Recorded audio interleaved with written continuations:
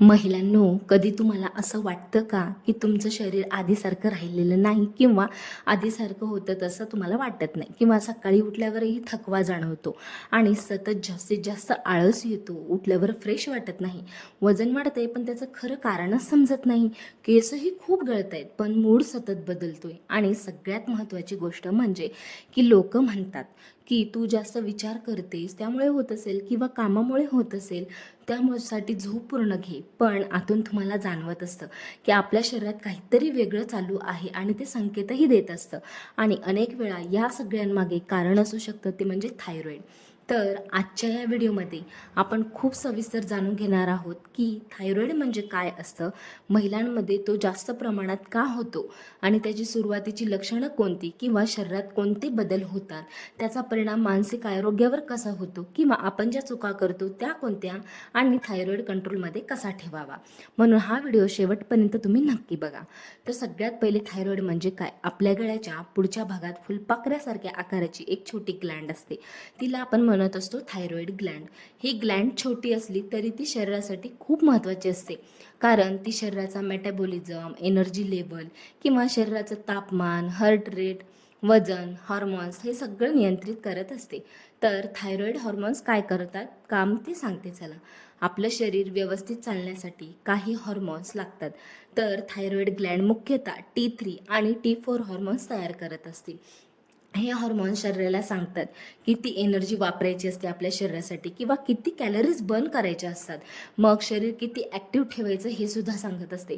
मग आपल्या शरीरात थायरॉईड बिघडलं तर काय होतं, जेव्हा ही ग्लँड कमी किंवा जास्त काम करते तेव्हा शरीराचं बॅलन्स बिघडायला लागतं आणि मग वजन बदलणं, थकवा, hair fall, periods problem, mood swings अशा अनेक समस्या आपल्याला मग महिलांना सुरू होतात. आता महिलांमध्ये थायरॉईड का जास्त दिसतो हे सगळ्यात महत्त्वाचं आहे. थायरॉईड पुरुषांपेक्षा महिलांमध्येच जास्त असतो आणि त्यामागे खूप मोठं कारण म्हणजे हॉर्मोनल बदल. पाळी दरम्यान बदल, महिलांच्या शरीरात दर महिन्याला हॉर्मोनल चेंजेस होतात. याचा परिणाम थायरॉईडवर तर होऊच शकतो, पण प्रेग्नेन्सी दरम्यान, गर्भधारणेदरम्यान शरीरात हॉर्मोन्स खूप बदलतात. त्यामुळे काही महिलांना प्रेग्नेन्सीमध्ये थायरॉईड प्रॉब्लेम जास्तीत जास्त दिसतो आणि मग त्याच्या टॅबलेट्स सुरू केल्या जातात. आता डिलिव्हरीनंतर अनेक महिलांच्या शरीरात मोठे बदल होतात. काहींचे नॉर्मल असते तर काहीचं सी सेक्शन असते आणि काही वेळा वजन, मूड, हेअरफॉल यामागे थायरॉईड हे जास्त मोठं कारण असू शकतं. आता आहे मेनोपॉज. आपलं वय वाढल्यानंतर हॉर्मोन्स बदलतात आणि थायरॉईड रिस्कसुद्धा वाढू शकतो. मग आहे जेनेटिक कारण. घरात आई, बहीण किंवा इतर कुणाला जरी थायरॉईड असला तर त्याची रिस्क वाढू शकते आणि ते पिढ्याने पिढ्या आपल्याला येतच असतं. मग थायरॉईडची सुरुवातीची लक्षणं कोणती, तर पहिलं सतत थकवा येणे. हे सर्वात कॉमन सिम्पटम आहे. रात्रभर झोपूनही शरीर फ्रेश वाटत नाही किंवा काही महिलांना सकाळी उठायला त्रास होतो, दिवसभर आळस येतो, थोडंसं काम केलं तरी दमल्यासारखं वाटतं, कारण शरीराची एनर्जी प्रोसेस स्लो होऊन जाते. दुसरं आहे की वजन अचानक वाढणे. अनेक महिला म्हणतात मी जास्त तर खात नाहीये, मग तरी माझं वजन का वाढतंय झपाट्याने.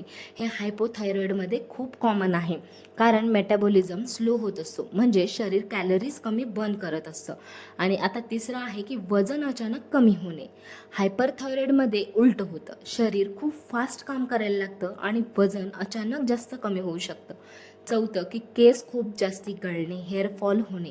अचानक केसांचा व्हॉल्यूम आपल्या कमी होतो, केस पातळ होतात, तुटतात, रफ होतात किंवा काही महिलांना आंघोळीनंतर मूठभर केस गळताना दिसतात. त्यासोबतच आपण जेव्हा नहातो त्यासोबतही दिसू शकतात.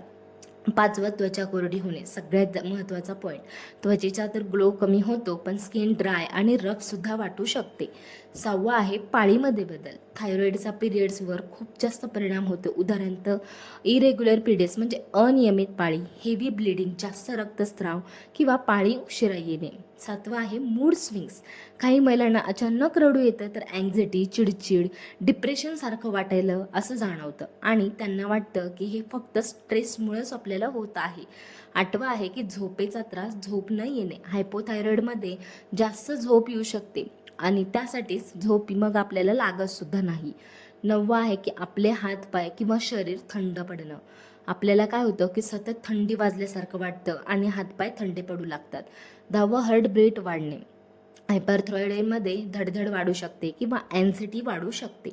11वं कॉन्सन्ट्रेशन कमी होणे म्हणजेच आपलं एकाग्र मन न होणे, काही महिलांना विसराळूपणा, लक्ष न लागणे असं जाणवतं. मग आता महिलांच्या सर्वात मोठ्या चुका कोणत्या की ज्या आपण रोज करत असतो? लक्षणांकडे दुर्लक्ष करणे ही सर्वात मोठी चूक आहे आणि पहिली.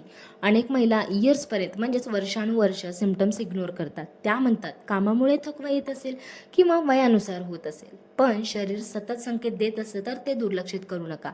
फक्त वेटवर लक्ष देणे. मग काही महिलांना असं वाटतं की थायरॉईड म्हणजे फक्त वजन वाढणं, पण थायरॉईडचा परिणाम आपल्या मूडवर, पिरियड्सवर, हेअरवर, स्लीपवर सगळ्यांवर होत असतो. त्यासाठी आता अजून तिसरा मुद्दा की इंटरनेटवरून ट्रीटमेंट नका सुरू करू. ही खूप कॉमन चूक आहे. यूट्यूब किंवा गुगलवरून मेडिसिन घेणं हे डेंजरस ठरू शकतं किंवा प्रत्येकाच्या शरीराला सूट होणं अवघड आहे. वेळेवर औषधं न घेणे. थायरॉईड मेडिसिन रोज आणि योग्य वेळेत घेणं खूप महत्त्वाचं असतं. काही महिला विसरतात किंवा मध्येच बंद करतात आणि मग सिम्पटम्स पुन्हा वाढायला लागतात. स्वतःला दोष देणे. अनेक महिलांना वाटतं मी लेझी झाले, मी कमजोर झाले, पण थायरॉईडमध्ये शरीर खरंच थकत असतं आणि आपल्याला थकवा येतच असतो. त्यासाठी स्ट्रेस मॅनेज न करणे, सततचा ताण थायरॉईड प्रॉब्लेम वाढवू शकतो. आता थायरॉईड कंट्रोलमध्ये कसा ठेवायचा? तर नियमित ब्लड टेस्ट करायला सुरू करा 6 किंवा 7 महिन्यांमध्ये. मेडिसिन स्किप करू नका. हेल्दी डाईट घ्या. जंक फूड बाहेरचं कमी करा. प्रोटीनयुक्त पदार्थ खा आणि पाणी जास्त प्या. चौथं, एक्सरसाइज करा. दररोज थोडं चालणे फायदेशीर असू शकतं. स्ट्रेस कमी करा. मेडिटेशन, म्युझिक, रिसेट मदत करू शकतात. पुरेशी झोप घ्या. महिलांनो, थायरॉईड हा फक्त छोटासा आजार नाही, तो शरीर आणि मन दोन्हीवर परिणाम करू शकतो. पण योग्य वेळी लक्षणं ओळखली आणि योग्य काळजी घेतली तर थायरॉईड कंट्रोलमध्ये नक्कीच ठेवता येऊ शकतो. म्हणून शरीर देत असलेले संकेत अजिबात दुर्लक्ष करू नका. स्वतःची काळजी घ्या आणि व्हिडिओ आवडला असेल तर सबस्क्राईब करायला विसरू नका.